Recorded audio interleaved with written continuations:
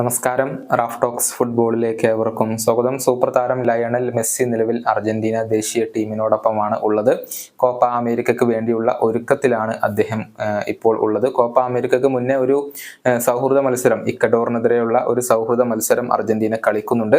ആ മത്സരത്തിൽ മെസ്സി കളിക്കും എന്ന് തന്നെയാണ് പ്രതീക്ഷിക്കപ്പെടുന്നത്. അതിനുശേഷമാണ് ഗോട്ടിമാലക്കെതിരെ ഒരു സൗഹൃദ മത്സരം കൂടി അർജന്റീന കളിക്കുക. പതിവ് പോലെ ലയണൽ മെസ്സി തന്നെയാണ് ഇപ്പോഴും അർജന്റീനയുടെ ഏറ്റവും പ്രധാനപ്പെട്ട താരം. മെസ്സിയുടെ കരിയർ ഇനി ഒരുപാട് കാലമൊന്നും ഉണ്ടാവില്ല എന്നത് വളരെ വ്യക്തമായ കാര്യമാണ്.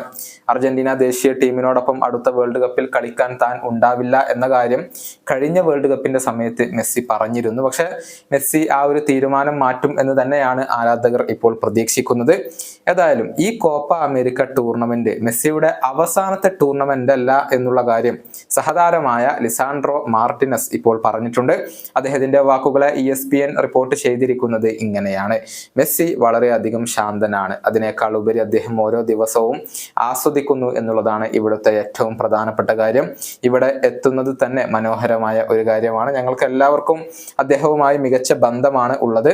വളരെയധികം സന്തോഷവാനാണ് അദ്ദേഹം ഇപ്പോൾ. ഇത് ഒരിക്കലും മെസ്സിയുടെ അർജന്റീനക്കൊപ്പമുള്ള അവസാനത്തെ ടൂർണമെന്റ് അല്ല.